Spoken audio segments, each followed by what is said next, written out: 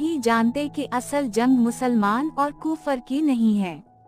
अगर ऐसा होता तो अमरीकी सदर ग़ज़ा में मलयामेट के बाद तफरीही और कारपोरेट शहर बसाने की बात न करता बल्कि चर्च बनवाता। असल जंग सरमायादारी और मजलूम अवाम के हुकूक की जंग है। इस सरमायादारी में मुसलमान भी शामिल हैं, ईसाई भी और यहूदी और हिंदू भी। जो लोग पिस रहे हैं उनमें मुसलमान भी शामिल हैं, ईसाई भी, यहूदी भी और हिंदू भी। चीन ने ग़ज़ा में खुराक मुहैया करके दुनिया के मजलूम अवाम को आवाज़ दी है कि वो उनके साथ खड़ा है।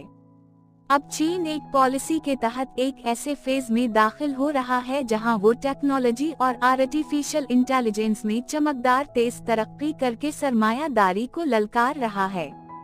वो अपनी तेज तरक्की से सरमायादारी के दिल दहला देगा।